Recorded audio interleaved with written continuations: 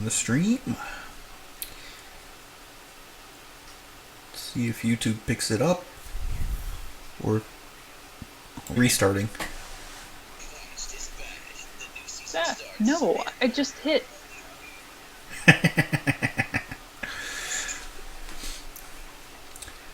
All right. So says we are live. Stream is continuing, and everybody caught a brief second of recursive commercializing there. Sorry to everybody for that. It happens. Not a big deal. All right. So, hello and welcome to Gilmore's Glorious Gossip, a show dedicated to Critical Role over on the Geek and Sundry Twitch channel. Welcome to everyone joining us live, and if you can't stay, as always, we post this every Monday. Many thanks to Akuma Mika at EmmaFrost91 for our glorious logo. Hey. This week features 4 more amazing pieces. The current art that you're seeing was sent to us by Elaine Ryan at Elaine Ryan Art.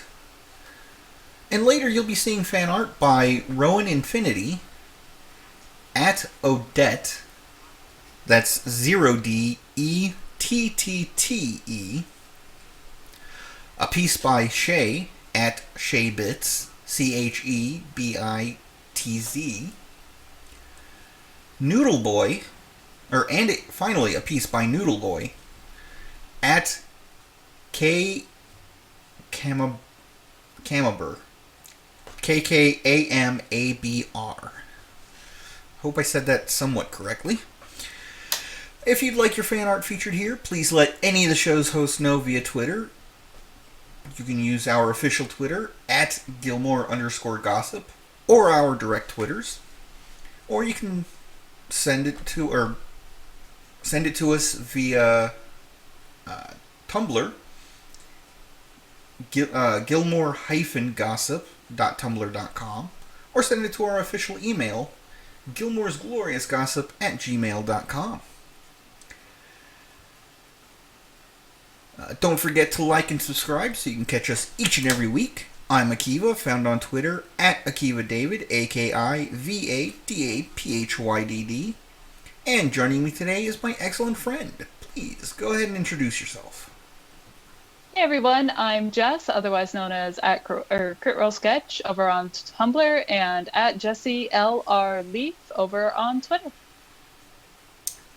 Excellent. Unfortunately, Kalia and Kat could not be with us today, but they will be back soon, hopefully. Fingers crossed. Yep. We'll have to see if they survive the quest I sent them on. But that brings us to our pre-show announcements. First things first, I just want to say, they're at the same table finally. I'm so happy. Oh, no more having to get up to pass notes or the cards or whatever. Matt'll still probably have to get up for whispers and stuff. Yeah. But same table. There is something about a chemistry about being at the same table. I haven't gotten too many chances to deal with that, but it's definitely a different energy. Oh, absolutely. Just being separated or like seeing somebody through a screen. Absolutely. I mean, don't get me wrong. It's always fun, whether it's online or offline. Yeah. But being at the same table, being able to read, person's body language in real time, and just having that one-on-one with who you're talking with, it's just a whole nother level. Definitely. But moving forward, in the Geek and Sundry shop for Critical Role, there are more limited edition posters in stock, but they are going quickly. So please, if you know individuals who are fans of Critical Role, they're not able to see it live, please let them know. Maybe they're like 5, 7, 10 episodes back, maybe further, and they've decided that they want something, signed by the cast or something. Make sure you let them know so they don't miss out. And finally, the Exandria book. There are 2 parts to this particular announcement, and first and foremost, the majority of the art is being provided by community artists. How great is that? I'm a little salty that they didn't ask me, but then again, I get it. What? Why didn't they ask you? I'm not that good. Yes, you I'm not a professional artist like all of those folks. Well, your art is definitely in the same league.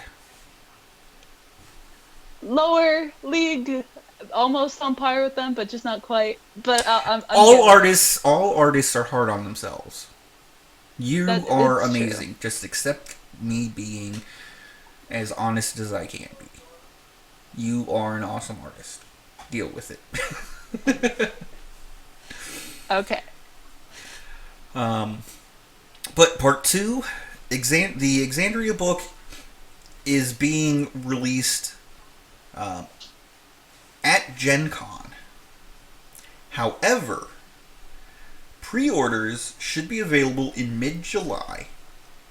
And if you do pre-order it, at the moment you pre-order, you will be emailed a PDF of the book. So I'm definitely pre-ordering myself. I mean, they had it up on Amazon and I bought that one. Yeah, but I pre-ordered that one. Is that one not right? Did I get no, the wrong you need one? to, in order to make sure that you get the PDF, you need to pre-order it from the Green Ronin store. I mean, I wanted a physical copy. I don't really need the PDF, but I know, but if you're looking for the PDF, you need to order it from the Green Ronin store. If you order it from Amazon, I don't know if there's any guarantees that there is a PDF from Amazon. Okay. But the link directly to ordering it is in the description below, so be sure to check that out. I don't know if the actual order is able to be placed yet, but you should get you should keep an eye on it in order to pre-order it in mid-July when it's guaranteed.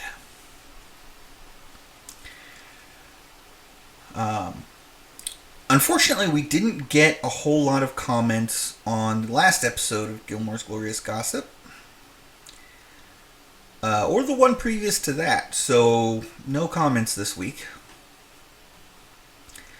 But Jessica was able to get some pretty good notes on the Tox Machina moments.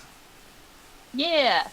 So, episode 100 was the longest episode out of, it's tied with 55 and 60, oh wait, no, that's a different note, but it's the longest.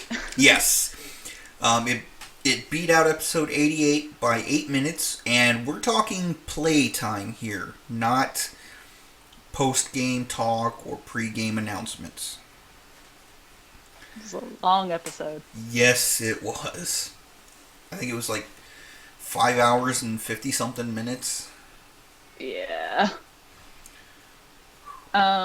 So we also got episode 100 is tied with 55 and 61 for the most nat 20s in an episode. Which is insane. Yeah. Liam would also like to point out that it was him who has the most nat 20s out of all of the episodes, but we don't pay attention to that. Nobody cares, Liam. Well, I'm sure there are people out there that care. Like, crit roll stats, they care. They care. We're just glad that you guys have fun with the game. Yeah, exactly. If any of the Critical Role cast is watching, as long as you're having fun, we're loving it. And then we've got the players have spent at least 95 real hours in combat, but I think the total time that their characters have spent in combat was like 56 minutes or something. Yes. I mean, well, maybe a little over an hour. Yeah. Somewhere in there. But yeah, it's insane how, you spend 2 hours in D&D on a fight that, if it were done in real time, would take a minute at most. That's if combat gets 10 full rounds. Yep. So, jeez. One note that you put in here that I found interesting. Lady Briarwood has been gone for 546 real days. Now, I wasn't... I admit I was only half listening when this came up. Was that real days as in real life days or in-game days? Oh, shoot, it could be either. Yeah, you say real days, so I assume, real life? Because it has been I think it a is. while since the Briarwood arc. The note that I took wasn't really clear. Oh, okay. Sorry. No, that's okay. It's just in the episode, it didn't seem very clear to me.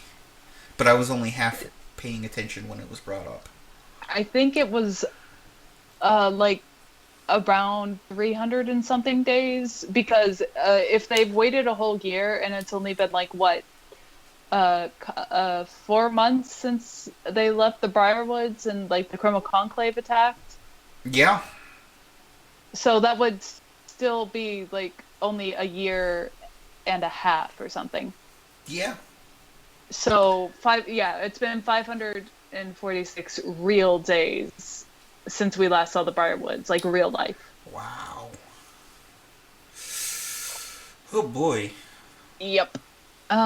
So we've also got Travis, Marisha, and Ashley. They all agree that Vox Machina's relationship with Scanlan probably isn't going to go back to the way it was before, which is really understandable.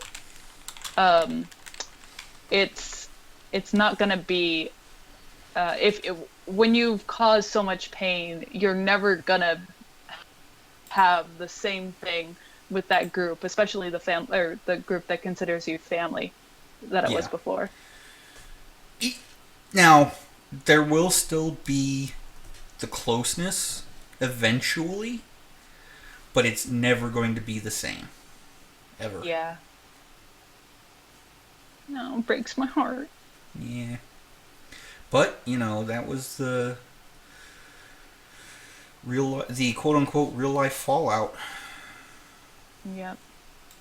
Then we got Marisha saying that she wasn't really concerned about Pike being feeble-minded, but Ashley was getting all scared because Liam was building up a whole bunch of scare for her. He was saying that, you're not going to be back for like another month. You're going to stay like that until you save against it again, and even then you might not be back if you fail. And she got really worried because Pike was just going to be like that now, and that's how her story was going to end, with her being feeble-minded, because Ashley has to go back to New York. Mm-hmm. And I'm really upset now because Ashley's going back. Like, I think she's only got like one more game before she leaves. Can we get the producers of Blind Spot to do a spin-off where, Ashley's character goes back to LA? Yeah. And that way she can work from LA and, work on the spin-off show, still do her acting, and still be there for the games. I know. Because obviously the writers are big fans. But, yeah. oh well. I just kind of want it to be canceled. No, I be don't honest. wish. I know. Okay, so I'm caught in that little conundrum because yeah, I want Ashley to be there for Critical Role, but I don't want her to lose her livelihood. That's true. Oh, Felice Domini's in the chat has a good idea. Or get some of the cast to make cameos on the show. Yeah. That would be cool. That's true. It'd be real cool.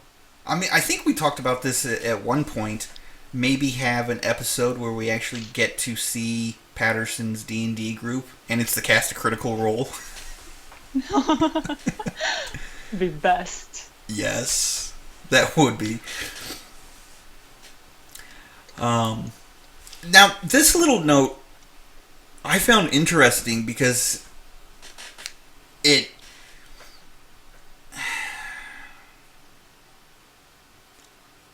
made me question a lot about Pike and how truthful she has been.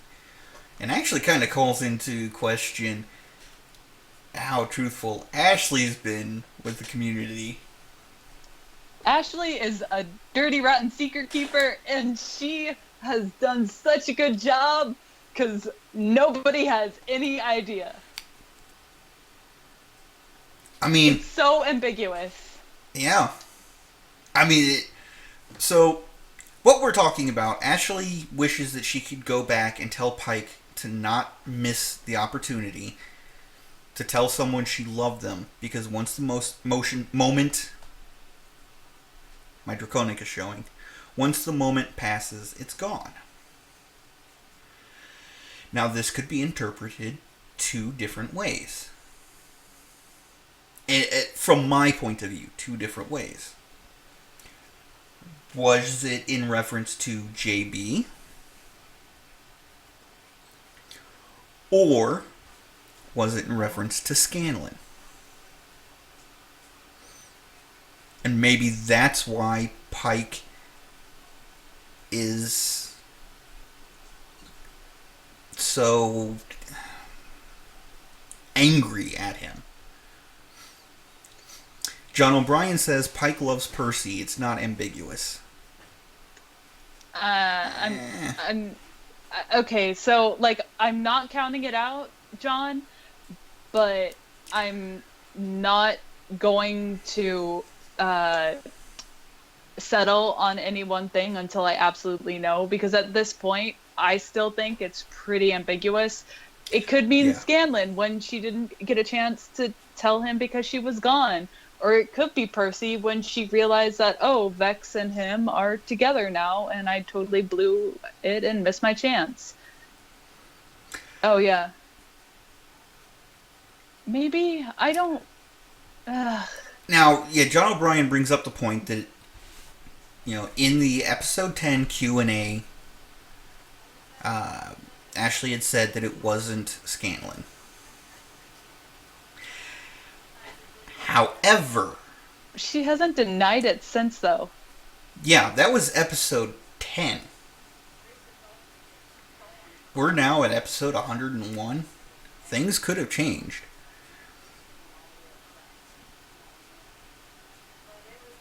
I don't know. Scott brings up the possibility. Maybe it was Kima or Allura. I could see Kima. Definitely. Did they hit it off? I don't know. Well, I mean, they followed different gods, but yeah. Yeah, I mean, look at Pike always wanting to be strong, and there's Kima, pretty much embodying what Pike wants to be. So that kind of further proves my point that it's just so Yeah. ambiguous. It's not, I do not see, like, I don't see her officially loving Percy. It could be Vax. It could be Keyleth. It could be anybody in the group. It could even be Scanlan, even though she might have said early on it wasn't Scanlan. It's been 101 episodes, guys. Yeah. We don't know if Ashley's changed her mind because she hasn't told us yet. Yes. And she probably won't until after the end of the campaign. That's true. She did say him. John says True. she used the word him in her description of her True. love. But you also have to remember, when being vague, you use vague pronouns, and the society still has the habit of using male pronouns when they're trying to be vague. Male pronouns when you're talking about people trying to be vague, and female pronouns when you're talking about objects. Which is completely messed up. Not something I want to get into because I will rant about it for hours. Yep. Because, like I said, it's messed up and I don't agree with it. But that's, yeah. Let's move on because we're just going to start getting to a lot of theories. So the last note that I have here is Travis was asked about what happened to Grog when he saw Scanlan at first. And Travis said that Grog basically shut down when Scanlan arrived in disguise and lying. And Travis really didn't know how to react until he turned to Ashley, and she said that Pike was just really angry. And so he then decided to switch gears and was like, yeah, I'm really angry too. Because you don't turn up and just trick your family like that. You make Grog real mad. You make everybody real mad when you do that. Yep. At least, everybody makes mistakes. Own your mistakes.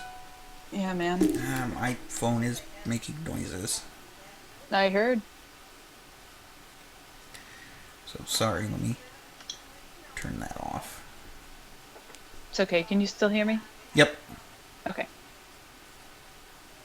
There we go. Okay, so let's go ahead and move into episode 101. So the episode starts out with a discussion of what to do next, because Delilah had just run through the orb, and they didn't realize they had a way to follow. And as they're talking, Terry goes over to Dodie, tries to revivify, but it has been too long, and Dodie 2.0 is, in essence, dead. Yep. That sucks. Yep. Terry. So, the discussion moves a little further along, and Percy wants to collapse the tunnels to keep it hidden. Like that's gonna do anything, but okay. Well, it'll slow things down. That's true. But still, I didn't see the... I tell you, if we are at God's tier level and the enemies you're facing are at God's tier level, they're gonna get back in there super freaking easy. Oh, absolutely. I mean, given that it was obviously some sort of disintegration that opened the thing in the first place, they probably have the means to use that again. So, as I said, all it did was slow them down. Yep. But of course, the talk inevitably turns to Delilah and what her machinations are. And Grog wants to do a little bit of experiments. So everybody agrees, and Grog pulls one of the two bodies. Like a Slim Jim. Yep, out of the bag. Oh, hold on. got a little bit of a buffering thing going on with the output here.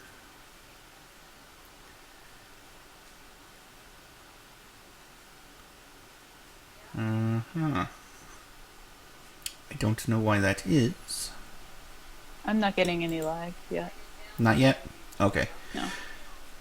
Well, YouTube is telling me that video output is low, viewers will experience buffering, so I'm trying to pause for a moment to let it all catch up.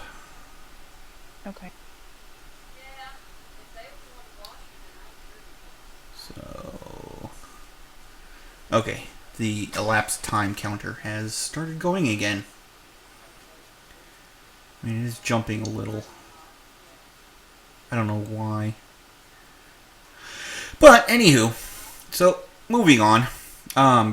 Grog pulls out, the first of two bodies, pulling it out, like you're trying to pull a Slim Jim out of the wrapper. And, with the group's permission, he throws the body into the marble itself, and it just essentially gets turned into ground beef as it goes through. Looks like everything was fine. Yeah. Thank you, guys. But yeah, so the first body goes into the marble without the pendant, gets just ragdoll chopped up, and so they decide, well, we have 8 pendants. Let's go ahead and throw in a second body with the pendant just to see how it works. And so Grog goes out of the anti-magic area, opens up the bag, pulls Slim Jims out the second body. They put the pendant on it, and it throws it. And a portal seems to form so that the body can go through. So the party now has 7 pendants and 8 members.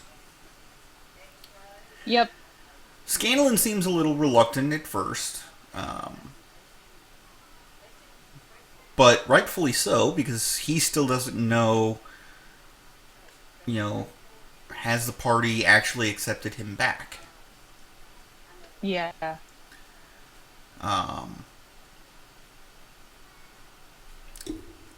But, the party finally convinces Scanlan to come along. Terry... Go ahead. Can I say something about that? Because that kind of pissed me off a little bit. Vax basically told Scanlan that you're useful in a fight, you're really funny, and you're great to have around, and we just want you back, which is basically what Scanlan left for. That's what he argued against them at. Like, you only see me as somebody to give you a good laugh. And you only like me because of my spells. It's literally what he said when he left, and Vax gives him those reasons to come back again. But at the same time, taking into account everything that Scanlan said about his time when he left, he realized that those reasons were good reasons to stay. Yeah. But still, it's just, it doesn't seem right. Well, remember that Scanlan leaving was never really about the party. That's true. It was about Scanlan, and Scanlan needed to grow up. Despite being, essentially the old man of the group, he needed to grow up. And instead of realizing that he needed to grow up and get over himself, he left and was forced to grow up and get over himself anyway. That's true. So I really can't fault Vax for bringing up the reasons why the party seeks him out so often.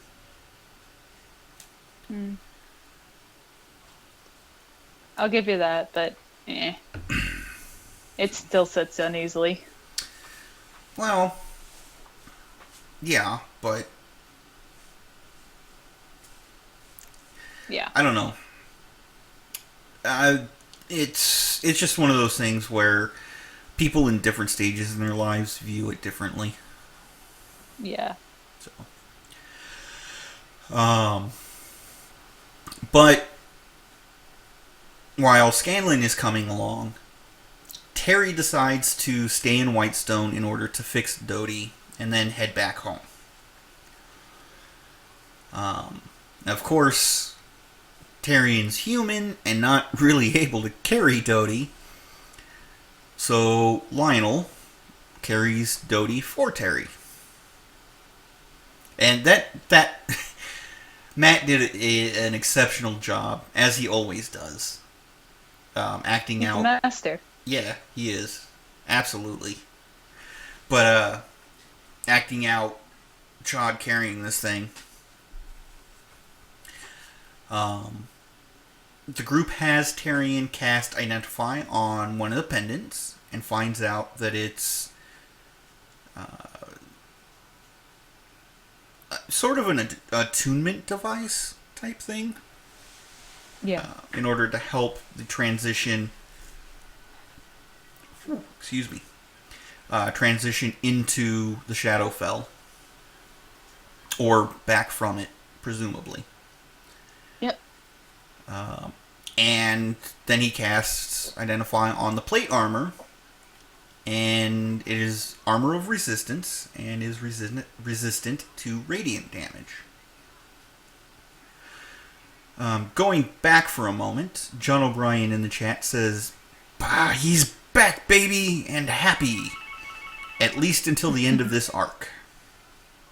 Yeah. I would like to remind you, John, that Matt has said this is the final arc for Vox Machina, so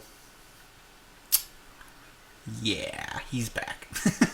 And then we get Critical Role 2. Yeah. I'm really happy about it, but at the same time, I'll be a little sad to see these characters go. Oh yeah, I mean we've spent a couple of years with them now. Yeah. Oh yeah. But I'm ready for some new fresh blood. Oh yeah. So, after doing that, they're, seeing the plate armor and all of that, they ask Chod if he could use it, and he mentions that he could use the boots.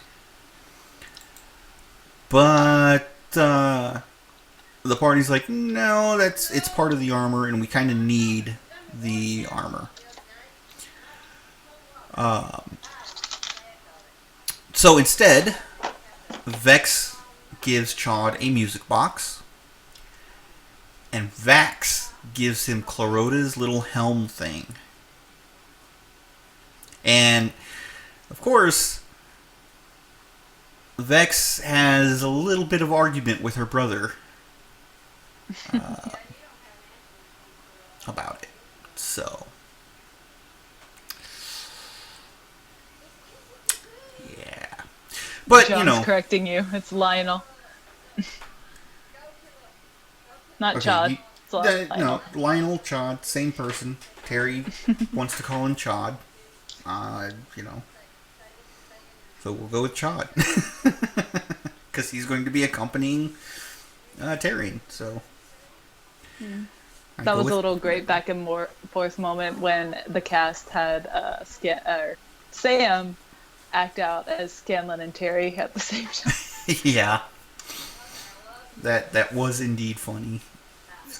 And Sam did it in such an over-the-top way, too. I know, like, Matt has it pretty much nailed down because he inserts narrative right in between. He'll describe what each character is doing in Yes. reaction to that. But Sam just shifted his body movements, which doesn't always work. True.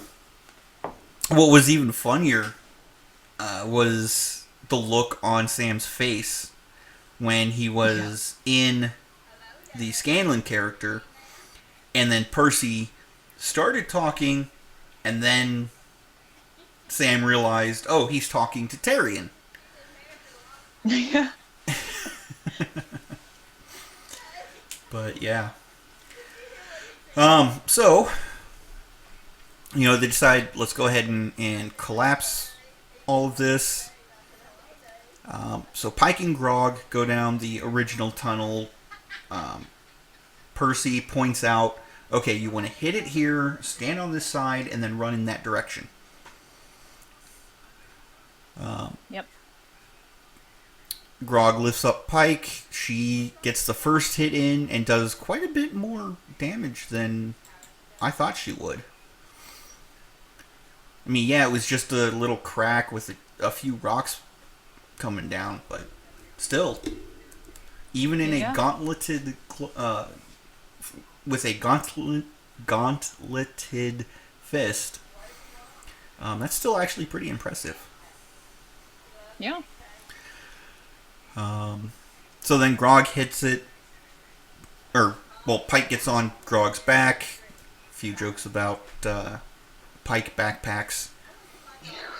Grog punches it, takes off running, tunnel collapses behind them, and as they head out the tunnel that they came in, they collapse it all along the way.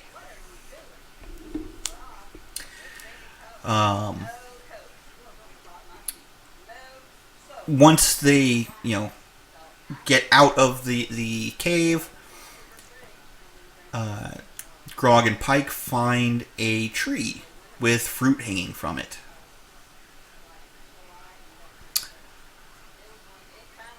So Grog takes a bite. And I can't remember the name of the fruit. Neither can I. But, I mean, no, not in the episode. Oh, okay. That's the Avofel. I'm not even going to try pronouncing it. I just can't pronounce it. I remember what it's called. The Avafel. But Falafel. Yeah, pretty much. However, there is a fruit in real life that I want to say it's a dragon fruit, but I'm not certain. But you bite into it, and it tastes like burnt lye. Ugh. And it's really healthy for you, too. Just as Matt described. But No. yeah, he said it was similar to a desert noni. But I've had durian fruit. Thank you, Felice. Felice Domney's in the chat with the save. You win the internet for the night. No. The durian fruit. But I've had a desert noni, and it doesn't taste nearly as bad as a durian fruit, but it's also not nearly as healthy.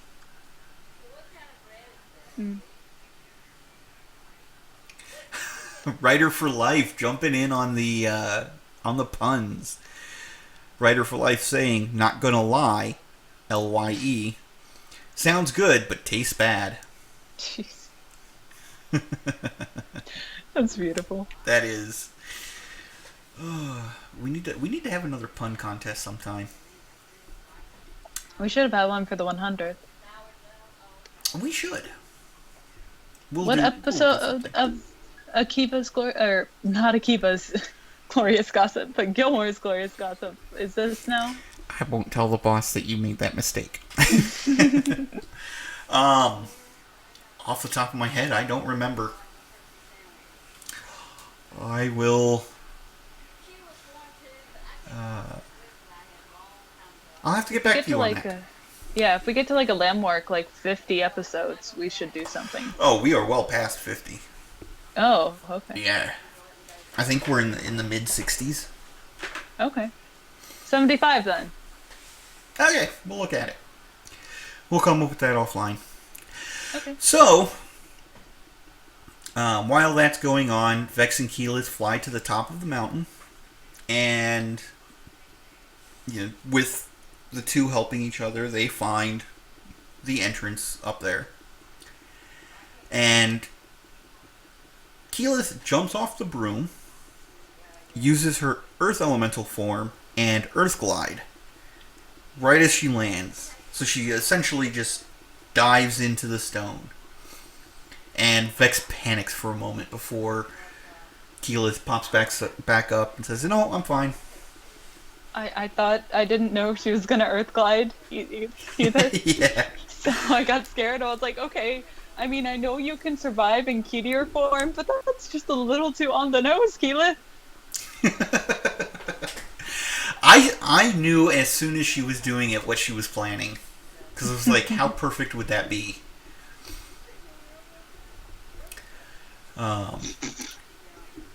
But yeah, so she Earth glides down to explore the tunnel. She finds one possible trap on the way down. And there was a little bit of oversight on the part of Matt.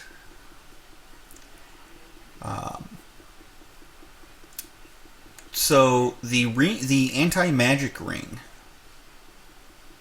or zone, I guess you could call it.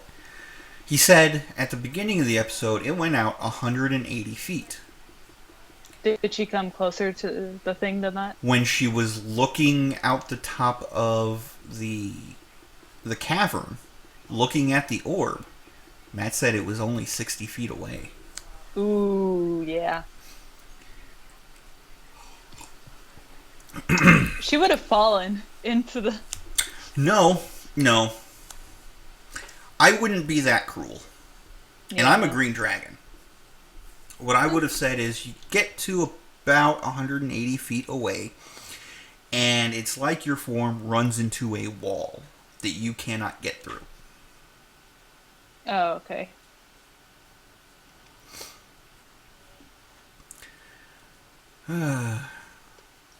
So, Writer for Life and Anil Nair have been continuing the pun parade.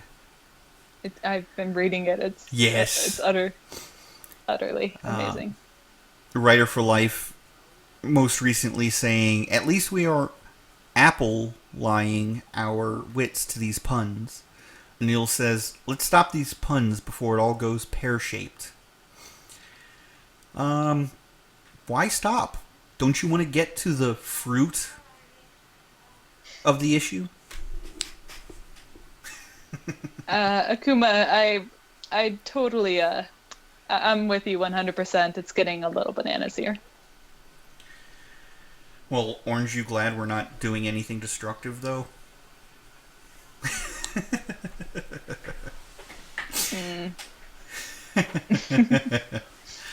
Anywho,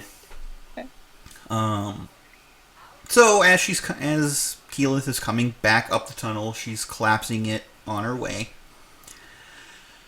While all of that's going on, Grog and the fruits and Vex and Keyleth doing their thing,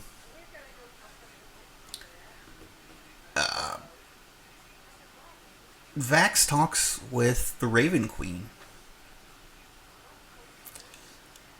And I like how Matt sort of hinted that everything, or, he pretty much blatantly said that everything is coming together. By saying, "The bender of fate has felt the tug of destiny.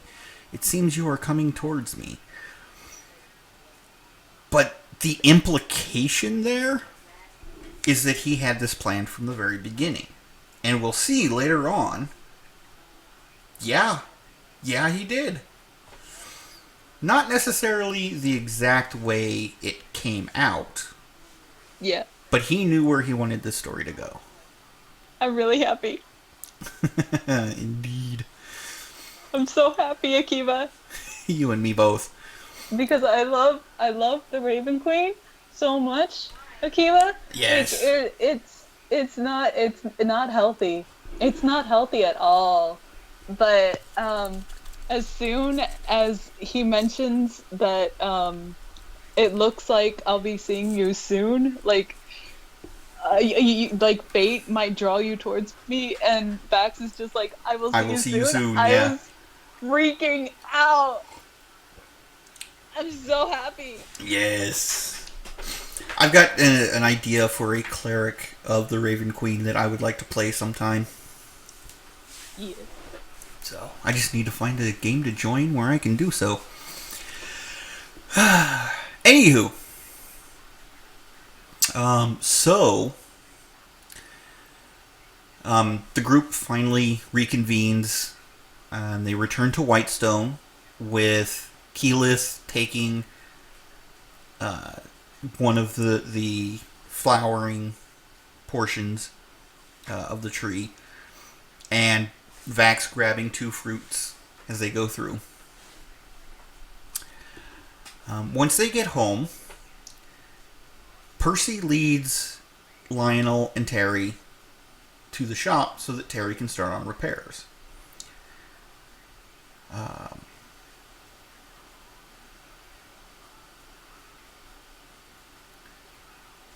Oh, okay. Sorry, John O'Brien in the chat, catching on with exactly what I was pointing out. Their first arc involved a dead god and a proto-lich. Ending with Vecna makes so much sense. It really does.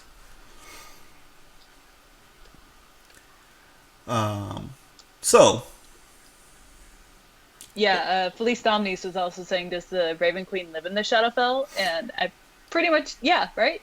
uh, No? Did I mistaken that? so where she Oh, dang it. actually resides isn't clear. Mm. It is the most likely place for her to reside, yes.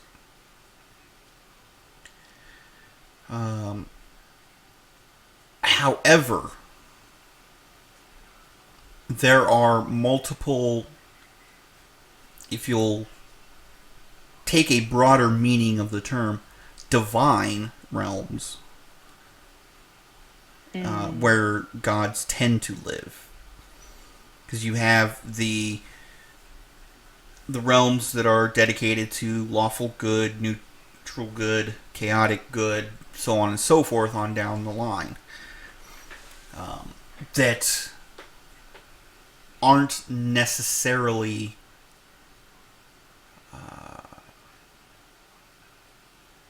places like the Abyss, places like the Nine Hells. That's where the majority of their influence may lie, but the gods themselves don't necessarily live there, if that makes any sense. Okay. John O'Brien points out Orcus does live, or Orcus in the Abyss. Orcus does live in the Abyss because he was banished there. He is essentially chained there. For lack of a better way of putting it. But not many gods necessarily live on the plane with which they are associated with. That's just where they happen to go most often. So yes, the Raven Queen does appear in the Shadowfell most often, because as Matt said, says later in the episode, that the energies of the Shadowfell are used to escort the dead to where they belong.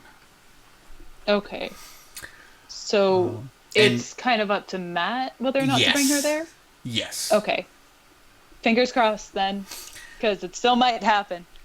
Yeah, and that's why I put it the way I did, because in the end, the DM says where the gods live. Yeah. And hell, in one game, I had, oh, I am spacing on her name. I feel so bad. The druid goddess, the nature goddess. Melora. Melora, thank you. I had Melora living in an apple tree in the prime material plane. But that was for that campaign. So. Yeah. So, anyway, moving forward. After they drop off Dodie and Terry, or Sam makes a point to say Tyrion is staying in the workshop. So that he didn't have to get caught up in the schizophrenia again. Percy heads up to talk to Cassandra. And of course, it's implied that the group goes with him at this point. Yeah. Excuse me.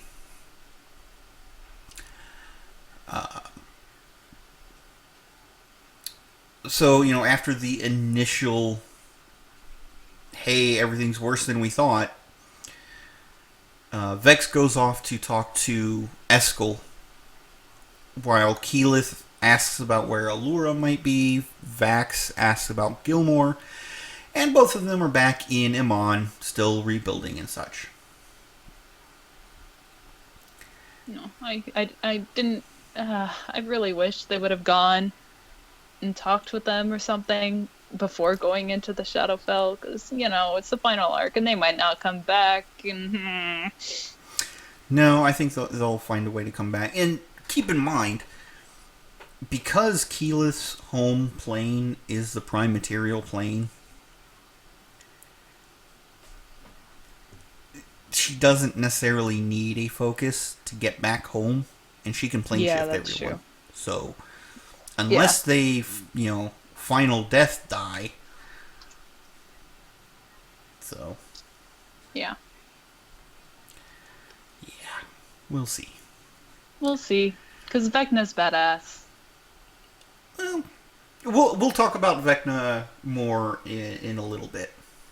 Okay. So,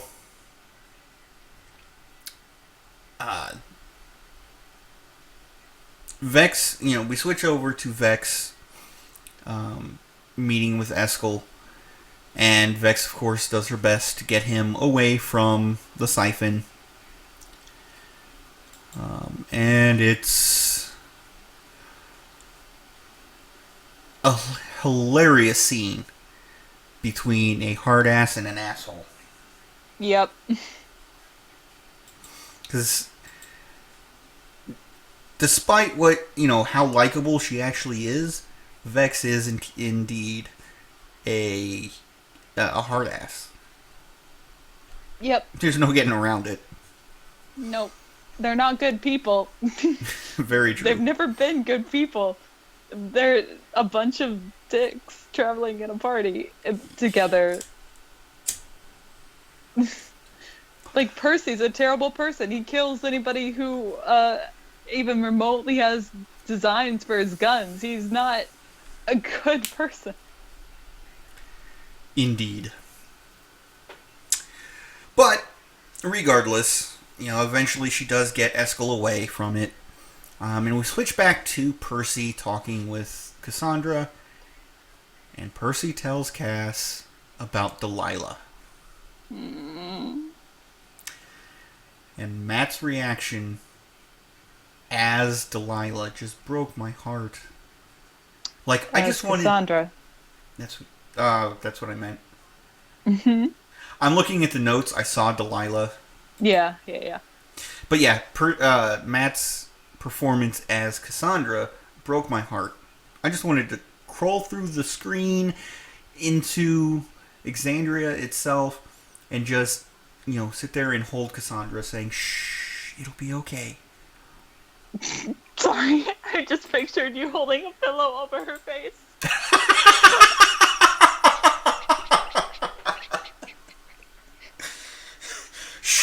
Shh, go to sleep. Go to sleep. Go to sleep. Oh, I'm sorry. Oh. It's working. I am twisting and corrupting our newest host. I've already been corrupted. You're just adding on to it. So after that little bombshell is dropped, Percy steps out to let Cassandra come to grips with it as she will. And Keyleth talks to Percy about the alarm orbs that she and Percy built and the possibility of them being corrupted. Because what if these siphons were there before, but were corrupted by Delilah? And if that happened, what dangers could come from the alarm orbs being corrupted? That's the thing, though. I don't think it's the same kind of magic. So I just didn't see why she got really upset about it. Well, it's Keyleth. Yeah, that's true. She overreacts. So...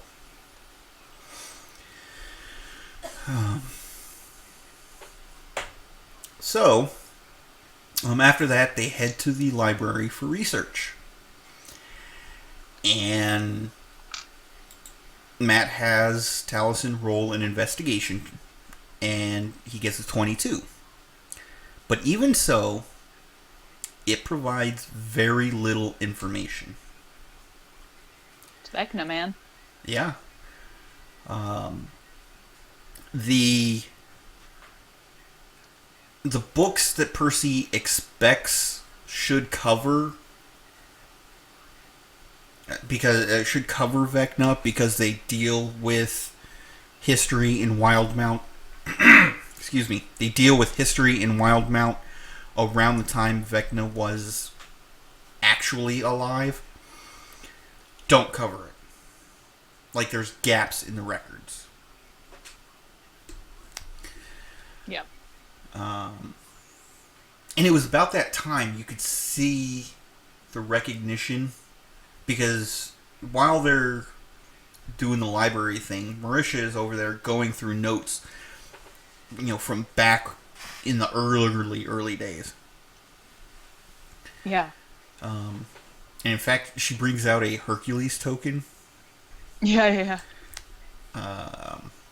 Apparently it was a do-over that they could turn into Matt when they were first learning the system. Mm-hmm. But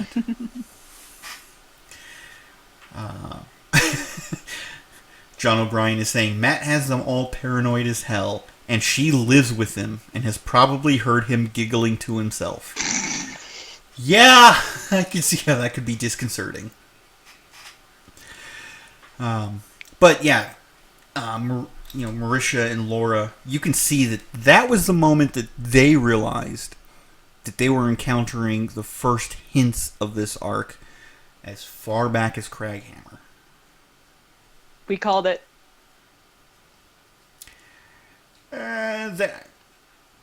We didn't specifically call it, but we've theorized.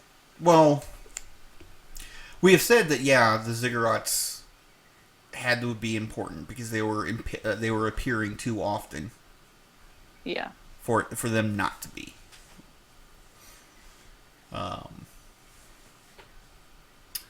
But we knew something was up with them. And it was just then that Marisha and Laura were realizing it. Mm-hmm. So then we switch over to Grog. Grog has gone to the kitchen and requests a salad made with meat. He is presented with a bowl of meat. When Grog sees this, he's like, "This is the most beautiful thing I have ever seen. Whose idea was this?"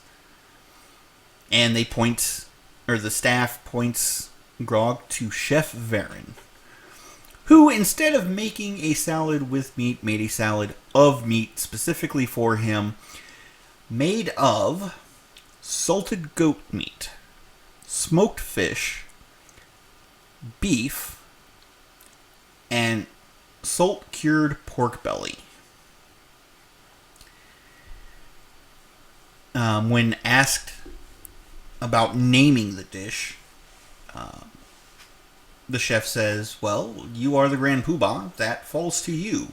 I am simply honored to deliver such a fine meal to you. Or fine dish to you." So, because it has goat, fish, beef, and pork, he calls it the Gofibipo. And I have to admit, when Matt was describing this bowl of meat, it made me hungry too. Nah, I got sick. I can't put fish and like beef and chicken in the same place. I'm just gonna get sick. Yeah. And too much meat, too many different kinds of meat that don't necessarily go together. All depends on how the meat's been prepared. Yeah. Yeah, the Kafifi bowl. Yes.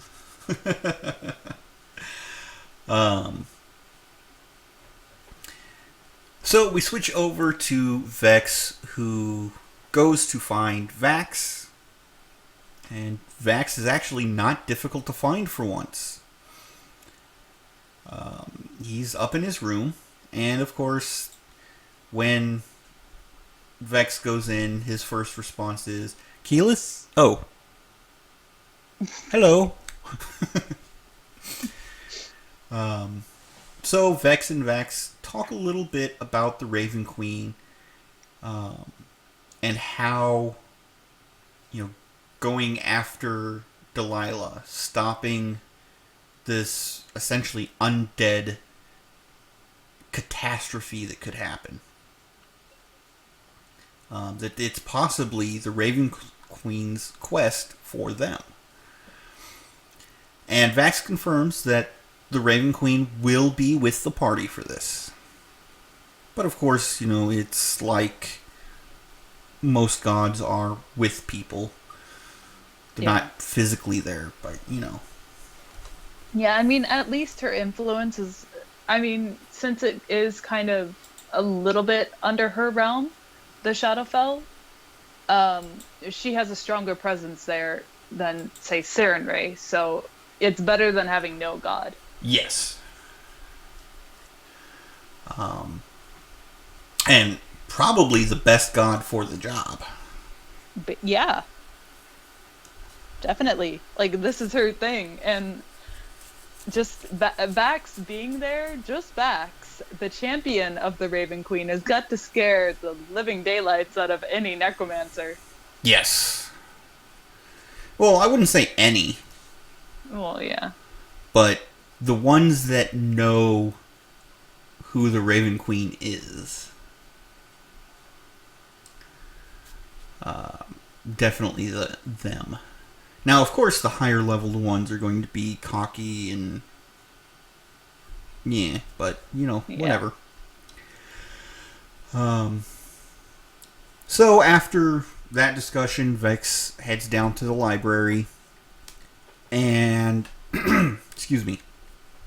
There they discuss a little bit of the history of Whitestone. And it turns out that when the Sun Tree was planted, it was a fight between Pelor and Tharizdun. Now, granted, we were thinking, way back when, a fellow critter on Reddit, trying to combine those two words does not work. Mm-mm. But a fellow critter on Reddit had mentioned Tharizdun, and we figured, even if they don't fight Tharizdun directly, he was going to have some hand in this. So, Tharizdun popping up, we called it. We did. Yeah. Inverted ziggurats everywhere. Yes.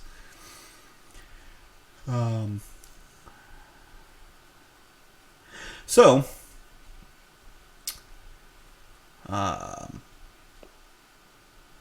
they continued discussing about research that they had gotten from the Briarwoods. What they did get.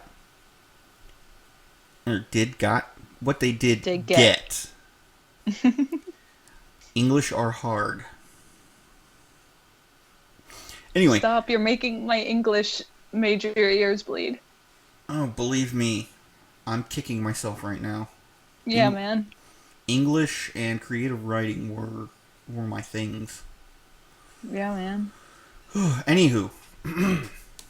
But the Briarwoods research that they had gotten was focused on the ley lines.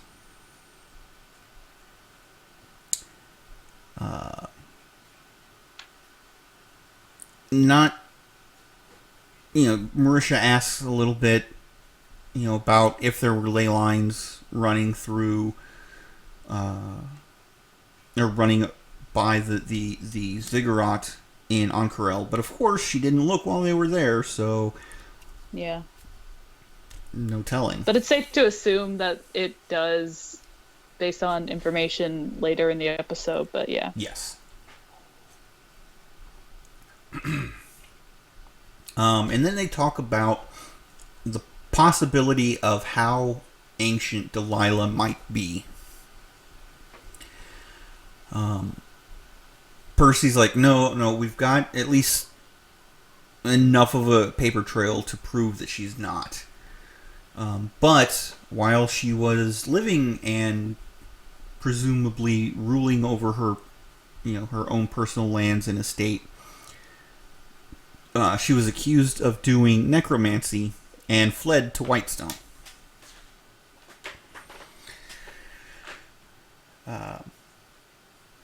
So Keyleth then thinks about the possibility of a ziggurat in Wildmount, and then the rest of the class. I am so having trouble with words. Keep it up. Keep going. Anywho, the rest of the cast finally realizes the plethora of ziggurats that they have come across. Yep. It I kind of wish that there had been more information looked into about the ley lines. And I mean, we as critters can kind of figure out that, yeah, the magic is getting sucked through and it's because they're strategically pointed here, but the cast kind of all put it together just now when we've known for ages that that's why. Well, yeah, but at the same time, being a player... Yeah, that's true. You have to wonder, how much information is actually relevant. We're on the outside looking in, so we have the... pleasure? Yeah. We have the pleasure of being able to look at everything and theorize on everything. But the players have to prioritize what's important to us, what can we come back to. And when you put something aside to come back to, you don't always actually come back to it. Yeah. So, they decide that they're going to take the fight to them.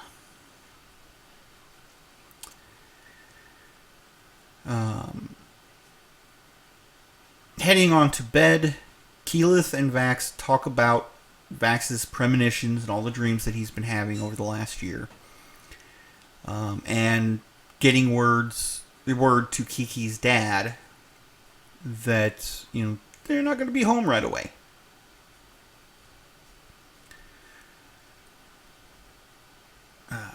So they go to sleep. The next morning, Keyleth and Vax go to find Eskel.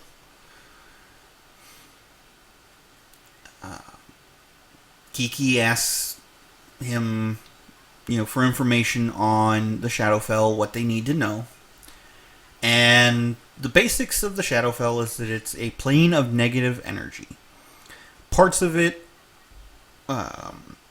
some of the energy from it is used to ferry spirits from the life to the afterlife, as we've already stated. And there are elements of it filled with undead. Because that same energy that can ferry spirits from life to the afterlife can also be used to ferry spirits from the afterlife into undeath. Mm-hmm.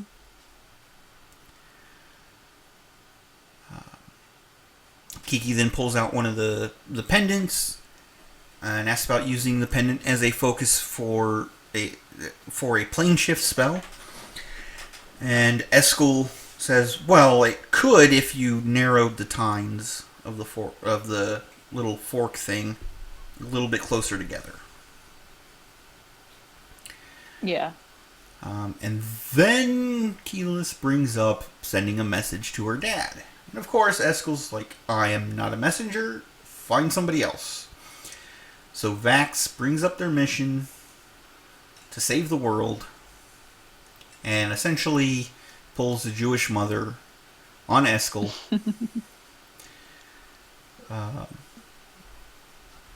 And prods him into doing the sending. He does the sending. Keyleth then gets all of Eskel's notes and research on the Shadowfell. And as a final little poke at Eskel, Vax steals a biscuit and the two run off. They're not very nice to this man who keeps coming to help them. They're not very nice to the man who is coming to help them to protect his own skin and is not very nice to them. That's true. They're all bad people. They are all bad people.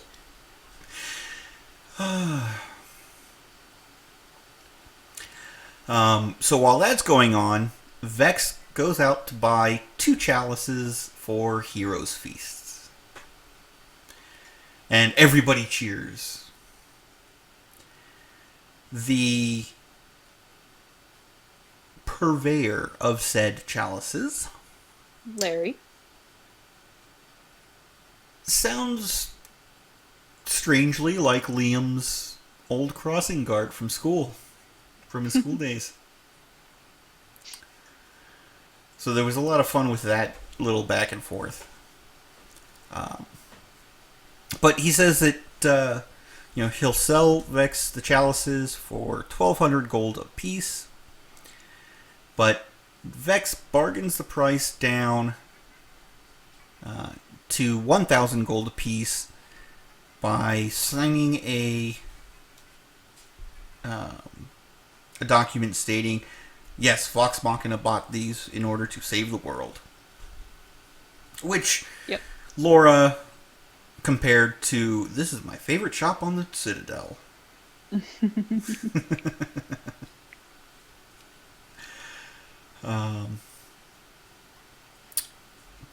But, she also gets the little sippy cup top thrown in for free. And if you guys don't, I didn't mention it earlier on, but that was a hilarious scene, getting talking about the sippy cup.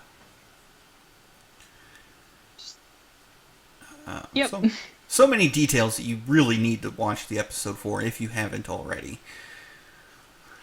But yeah, so she then also gets some holy oil for 150 gold. We switch over to Percy, and Percy is making some silver shot.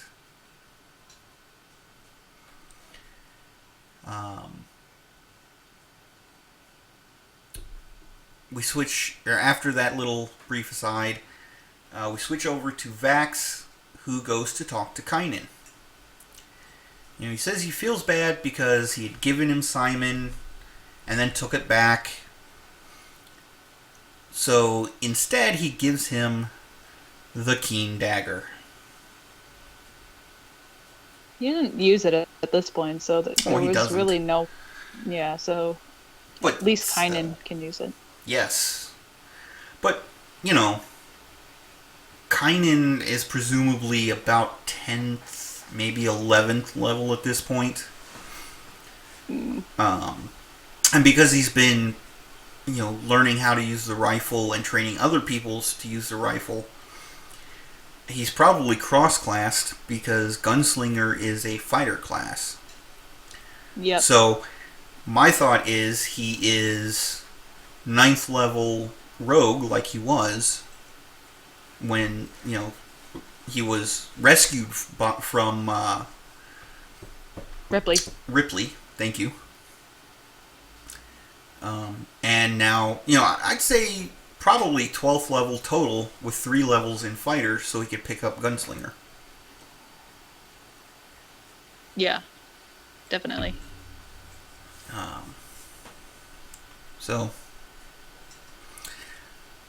At that point, Sam says that Terry comes out to talk to Vex. And we get a really heart-wrenching scene, which I was surprised about. Not surprised about the scene, surprised that it was heart-wrenching. Yeah. So Terry, says, "Hey, I can't go with you. I have to stay to fix Dodie, and then we'll, head home via old-fashioned methods or traditional methods." And there's a little talk about what they can give each other. Both are broke. Yeah, both are broke at this point. Vex has 0 personal gold. Yeah. So Terry asks Vex to rip up the check that he gave her, and she reveals she ripped it up 2 weeks after he moved in.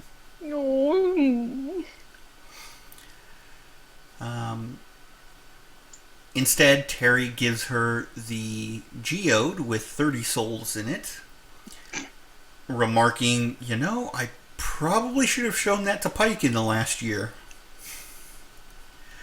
And of course, Vex says, yeah, you probably should have. Don't worry, I'll go ahead and show it to her. Yeah. Spoiler alert, it doesn't happen.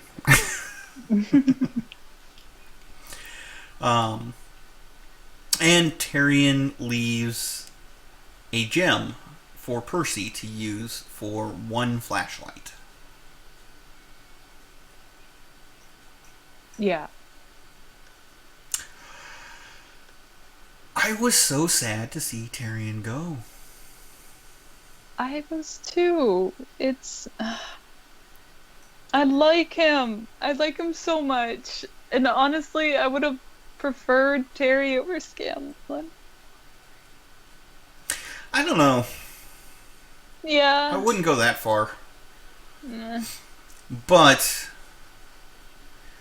at the same time,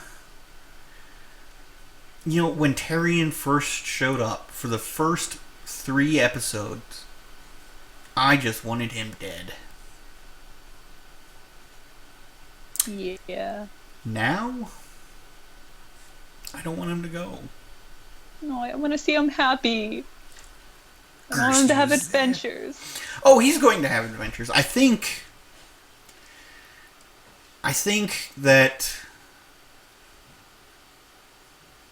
Sam is setting things up,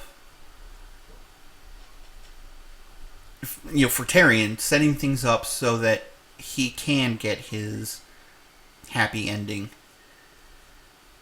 And, maybe as a nod to viewers, his next character will be someone who was initially trained by Tyrion. Yeah. Yeah. Maybe.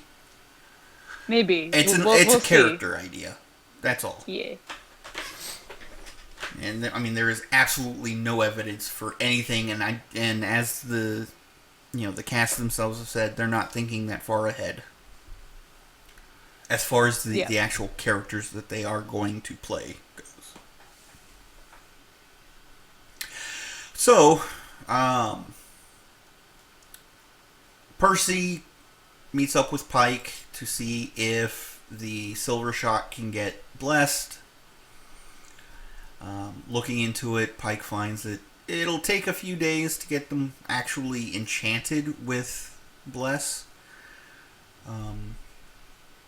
So Pike's going to do it on the road. I like how Percy has just been all about, no, I'm done with magic. I'm not going to deal with it. I don't want to have anything to do with it. It can go do its own thing, but I'm going to try and stay as practical as possible. This is immediately after Delilah shows up. He's like, Pike, use your magic to make me stronger. Yes. But, we're dealing with Percy's metaphorical demons now. Yeah. In Delilah. Yep. I was actually really surprised with Tellison's reaction with Percy, because I thought he might go off the rails a little bit and sort of lose it because of Delilah, but he acted surprisingly well. Yeah, Percy's keeping it together quite well. Yeah. I so look forward to the moment he goes off the rails. Yeah. But, so there's talk of going through the portal and preparations that they might need to make just before they go. And Grog brings up the idea of putting the rest of the party in the bag of holding. Bad idea, no. No.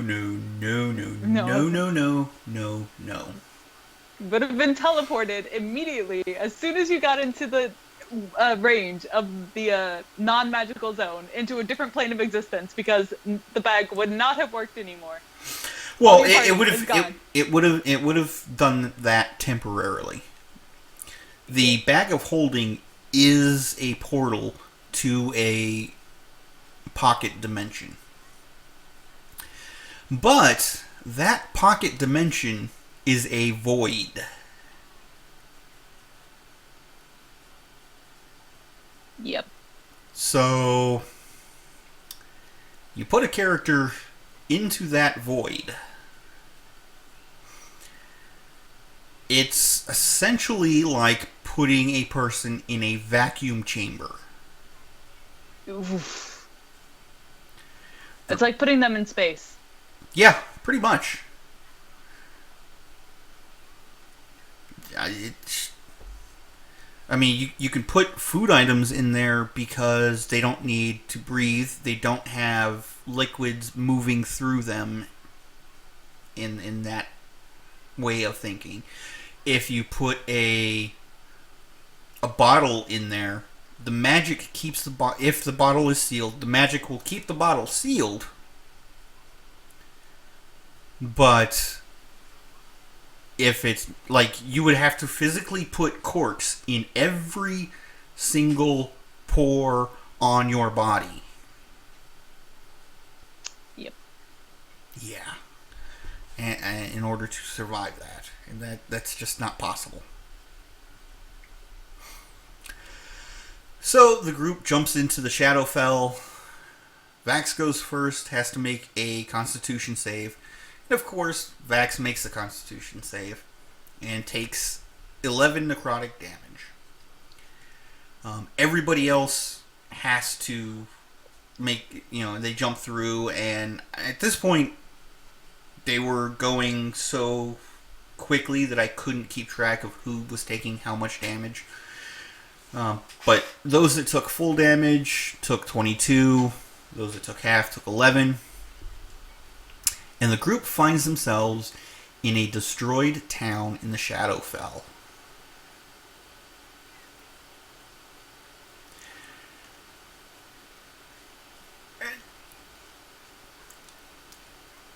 the description, I could taste the air of the Shadowfell based on the description that Matt gave. Yeah, man. I mean, he described the mountains like so many shards of glass.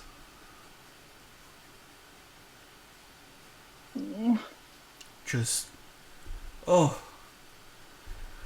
Matt is, like, I have mentioned that my jam in school was English and creative writing. So I can write descriptions like that. But I have to sit down and think about them for days sometimes.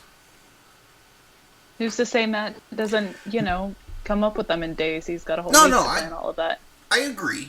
He probably had days to come up with this description, but there have been times where he's been asked about the scent of an alcohol. The taste of the fruit from the durian-like fruit earlier in this. And he just has a way of choosing the right words when he's speaking. He does. So.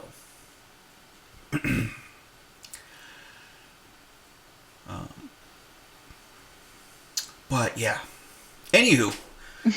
Sorry, I went a little hazy there for a second. I did.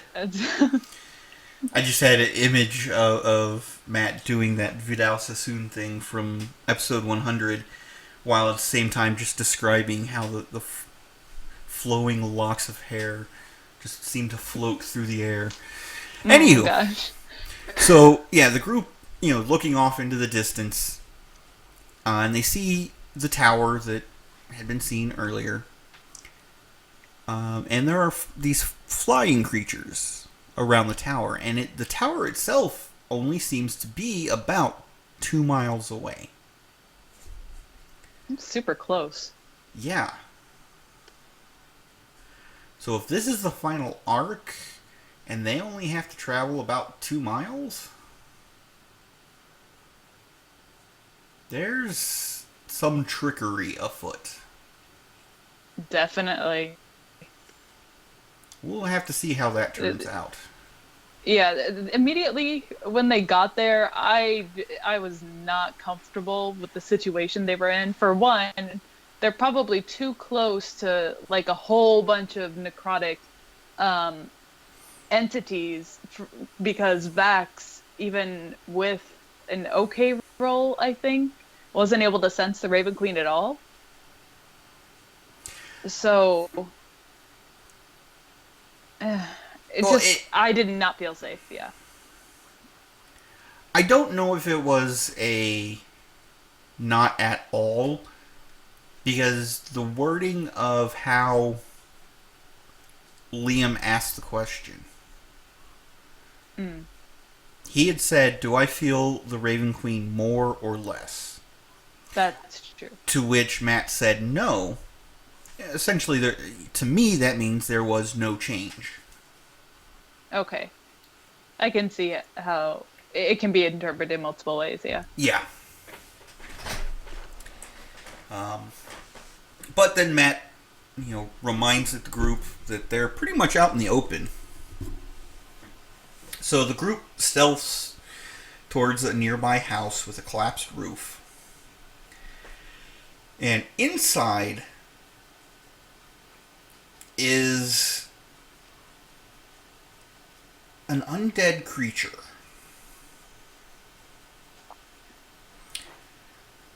This creature is described as having long, claw-like hands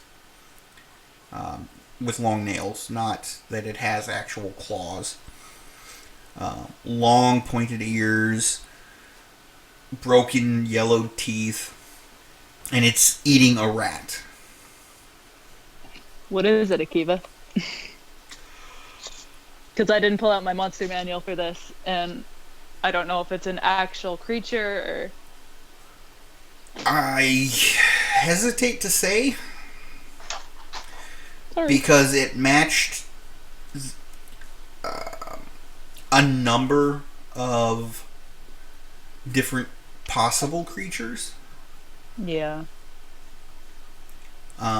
But I would say either a white or a ghast. Okay. Again, though, Matt took a lot of liberties. That's true. Yeah. So,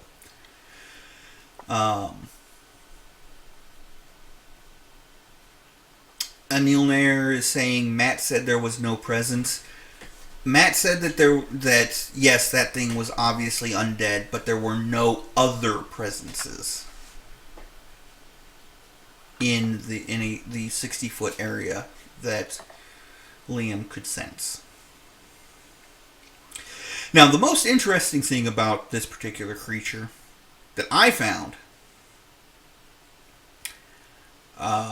was after it got done eating the rat, the creature anime jumps to a rooftop and travels quickly through the city by jumping from rooftop to rooftop.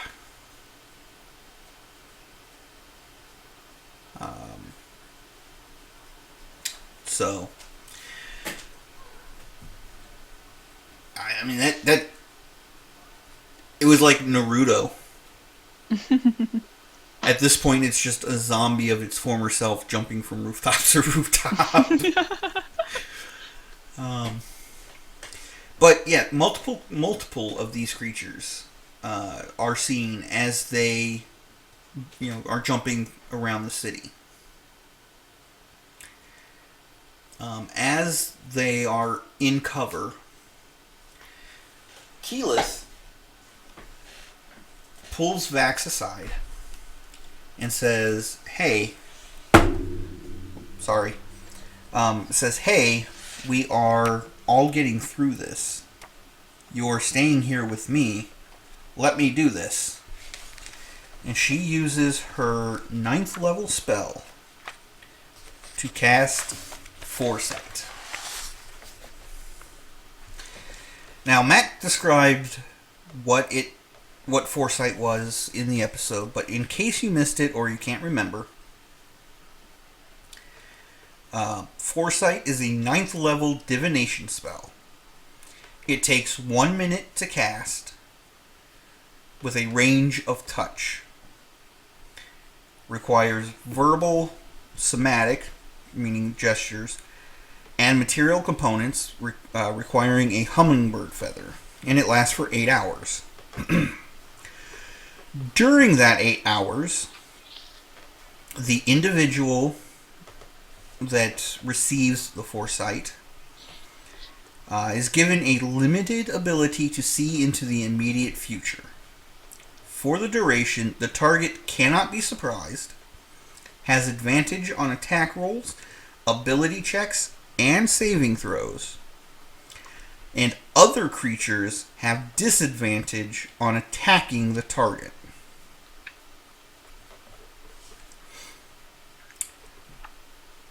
Wow. That is some OP stuff right there. OP Vax. Yes.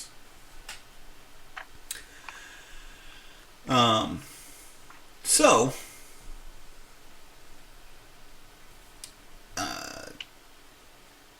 they, continue further into the city, where they end up finding more undead, a little more organized than one would normally think. The undead are doing patrols composed of remnants of an army of followers of Pelor. But of course, no one rolls high enough to really get the full history of this particular army, where they came from, what they were doing here. Um, what they do know is that this army is not the army that aided Pelor in the fight with Therodzun.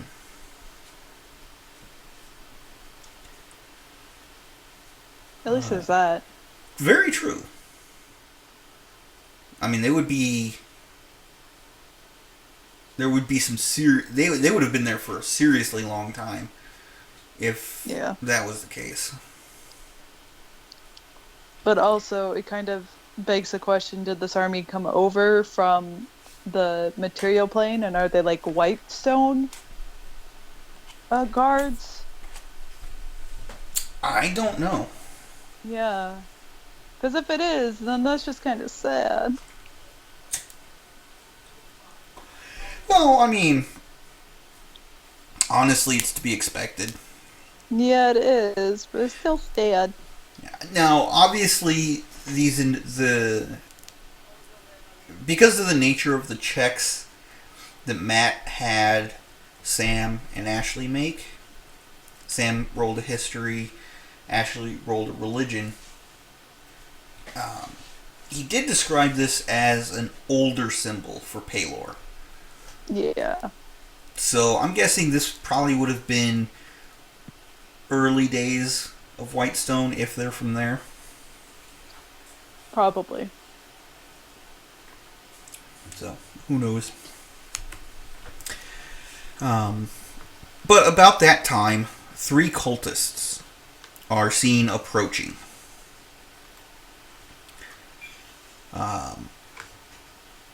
The party hides in some of the buildings while the twins go off to stealth and follow.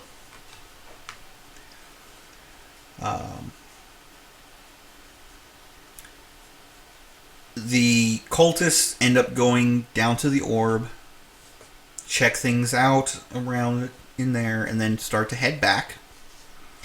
And when they reach next to the building where Vox Machina is hiding, Vex and Vex make sneak attacks. Vex does 56 points of damage with her bow, and Vex does 85 points of damage. Yes. Jeez. Rogues, man. Rogues.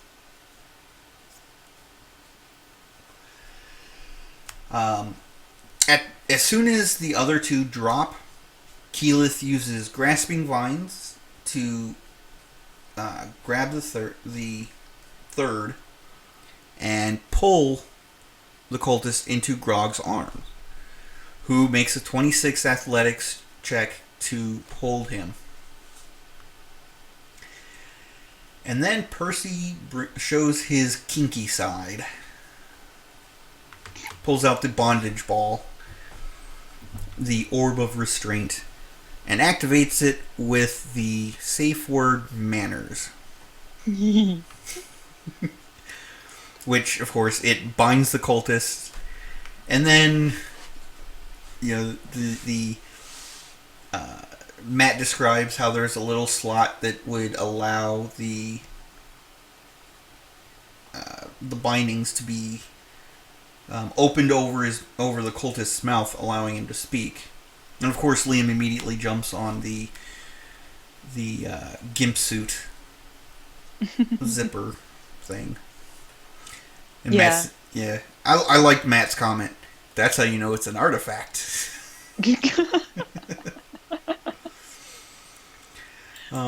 But the questioning doesn't go well at first. Percy tries to intimidate the cultists. I was intimidated. Oh, yeah. I think he should have been given advantage for that role, honestly. Yeah, man. That was a good freaking speech. Matt missed out. I would have said, okay, so roll a deception first. And, if he rolled above a certain number on deception, then he would have gotten advantage on the intimidate. Yeah.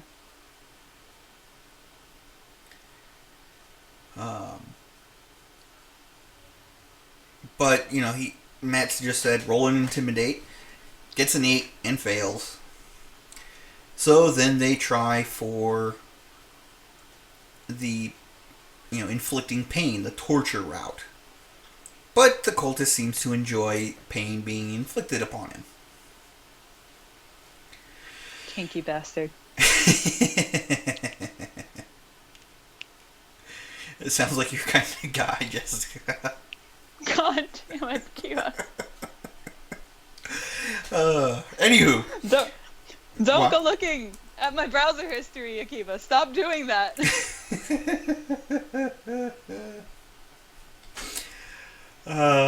It's just so much fun. Yeah, move on. So then Scanlan casts Dominate Person. And they get the information they want. And Grog snaps the neck of the cultist after Percy gets his BDSM ball back.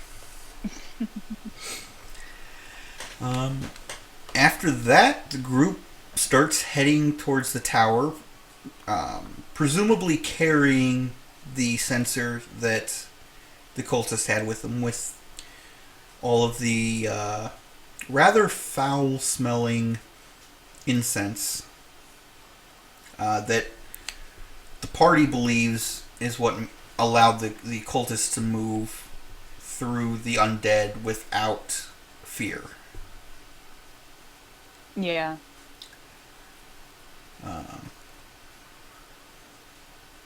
But yeah, and that is where the episode ends.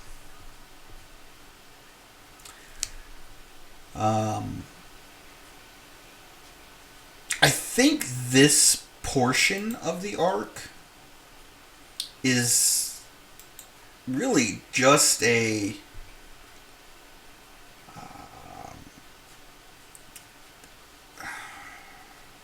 I don't know how to say it.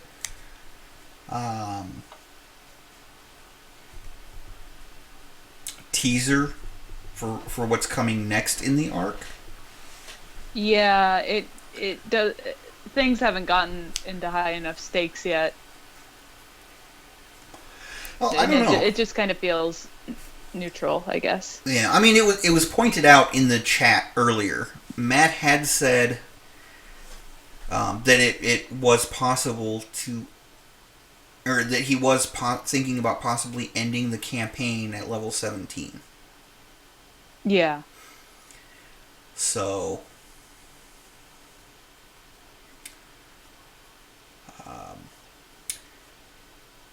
and Neil is saying, stop kink shaming Akiva. I'm not kink shaming. I am kink celebrating.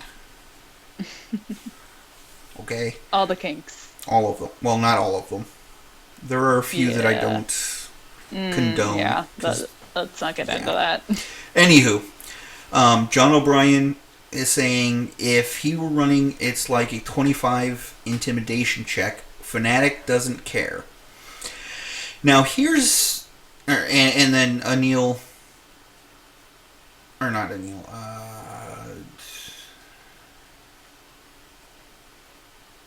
Kegan28 a little bit earlier says, against a normal person, I think he would have gotten advantage. Against a true believer like a cultist that plucked out his own eye, not so much. Yeah. Here's the thing. That's why I would have had Taliesin roll a deception check first. Because he made a point of, if I kill you with my weapon, you are not going to Vecna. You are not going to Theridzun. You are going to a demon named Orthax.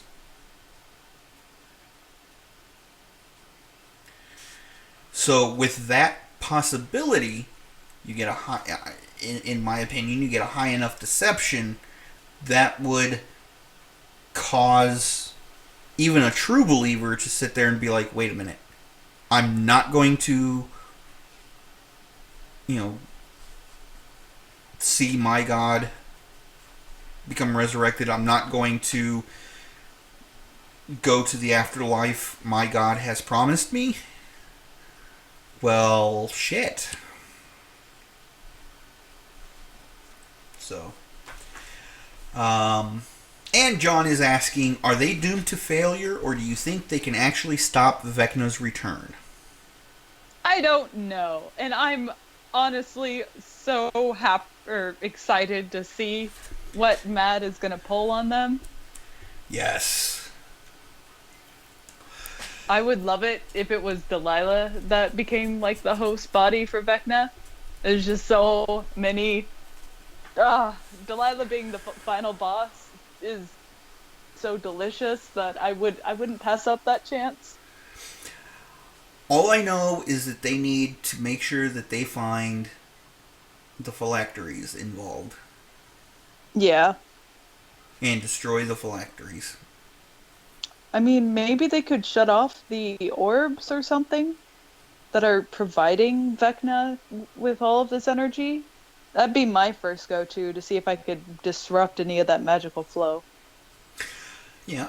Neil has an interesting theory. I think Vecna will return, and then Vox Machina will have to figure out how to kill him. Yeah, that'd be cool if he returned to the material plane and started fucking shit up, and then they had to go and deal with him. Well, at that point, it would become a race to see which happens first. Does Vox Machina kill Vecna, or does Vecna release Therizun? Yeah, man. We don't even know what Vecna's planning. Yeah. It's like he wants to rule the world, and make, everything his domain on the material plane, but like, are you gonna resurrect like another god to help you do that, or? Yeah. John O'Brien is saying, I don't believe that Delilah is a lich, though. The only possibility is that she is, in fact, a lich. Clone is not viable? No. How? Clone... So when you cast Clone, it happens right away. Oh. Okay, it appears next to you. There's your clone. Vox Machina killed and disposed of Delilah in such a way that unless Delilah was being constantly scryed on, the clone wouldn't know until afterwards. The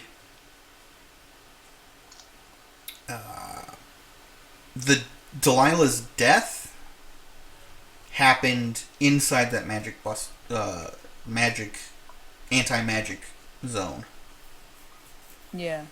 So, I don't think it was a clone spell.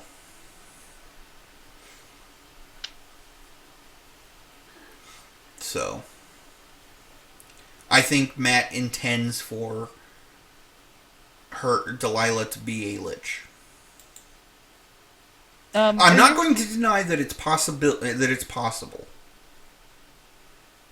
but I think Matt intends for her to be a lich. Okay. Are you referring to the clone spell that was in like prior editions? Because I think what I'm reading is different from what you just described. What? Let me take a look.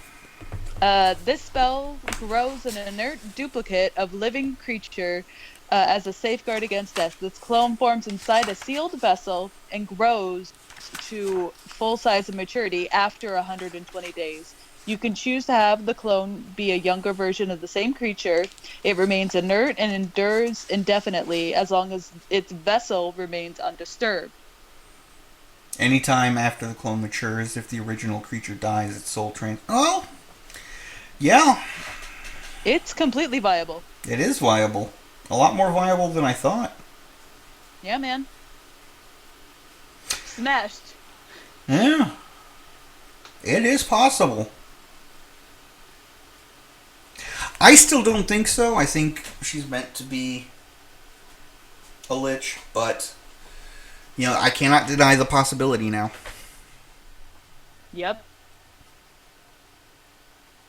So, But yeah, do you think that there's going to be a way to for them to cut off the magic that's flowing to him, or do you think that's just going to be another like area effect that Matt's going to put into the final map? I can't say. I honestly don't Yeah. know. I honestly don't know. At least, So, I mean, one of them leads to Whitestone, but the other two lead to totally different locations. yeah. I wonder if Vecna will use them if he gets resurrected to, or use them or use a different means of transportation to get out of the Shadowfell. Well, if he does get resurrected, then I mean, he is incredibly powerful as a wizard. Oh, he's got wizard shit. Okay. Yes. Um. So he can. Um. What is the word I am looking for? Bam. Well, yeah. I mean, he can bamf, but the spell that I was plane shift. He can plane shift. That's So. true. But speaking of Vecna, that is this week's DM's Corner. Talking a little more about Vecna. A lot of people, and I know that's probably not the case with those who are watching us, but a lot of people are under the mistaken idea that Vecna is a god. Nah. Vecna does have a religion around him, but Vecna is not a god. Vecna is a godlike lich. Just very, very bent on becoming a god.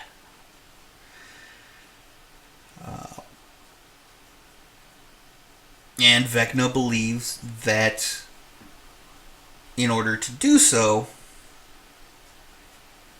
he needs to release Tharidzun.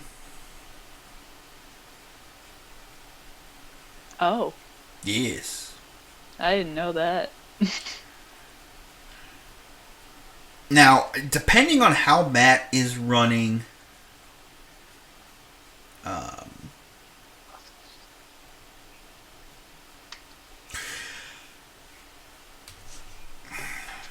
hold on.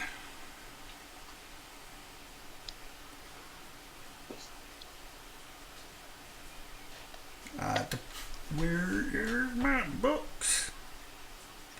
Are you looking for the DMG? Yeah, I should have had I'm this. doing that too. I should have had this pulled open beforehand. Bear with us. We're just looking at our DMG, guys. I gotta go to the glossary. Or index. Fortunately, I'm able to pull it up in PDF. I just have to get to it, and my computer likes to bog down. There we go.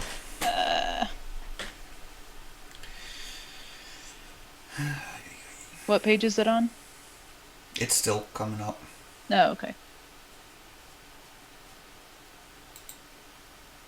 Oh. Is it in the player's handbook? John, what are you doing? You're making me look through different books. Now, the player's handbook is not going to...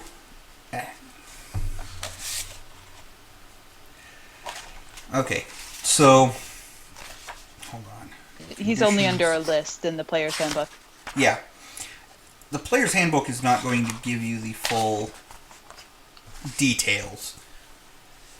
It's going to give you a list of individuals that are worshipped as gods. Yeah.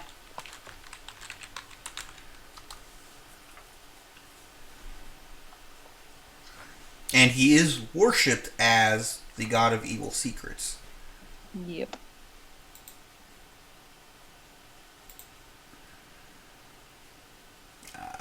Let's see.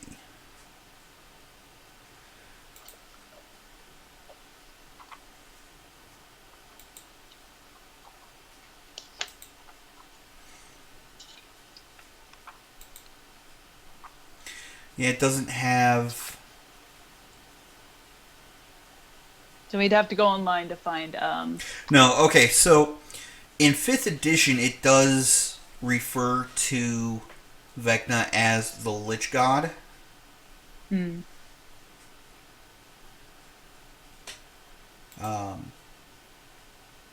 But as I said, Vecna never actually ascended. He is worshipped as a god, but has not actually ascended. He likes to talk a big game, but he ain't shit. Oh no, he talks a big game and is like... He has a big game, but he isn't as big of a game as other gods, so. Yeah. He would be the god that level 20s go after before they get into...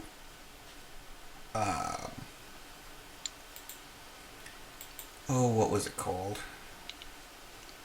Back in 3rd and 3.5, once you got to level 20, you could Paragon level in order to actually become gods. Mm.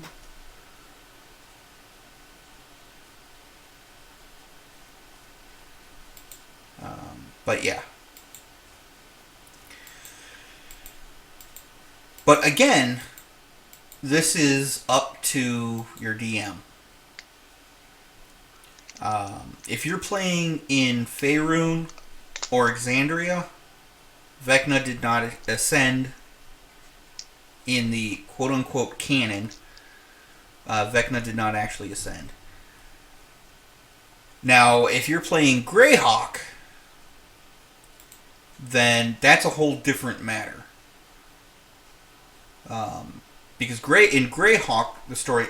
Yeah, now that I've closed my book and can actually see the chat again, John O'Brien points out that he's listed under the gods of Greyhawk. Yeah. In Greyhawk, he did actually ascend. But in Faerun, which is what primarily 5th edition is based on, Vecna did not ascend. He is worshipped as a god, but is not a god in Toril. But yeah, so there is that little tidbit. But I think that is going to bring us to the end of our episode. Thank you everyone for joining us. If you enjoyed the episode, click on that like button and subscribe to catch us each and every week. Send in any of your D&D questions to us using the hashtag DM's Corner. That's DMS Corner. If you want to submit fan art, please contact us either through our email, gilmoresgloriousgossip@gmail.com,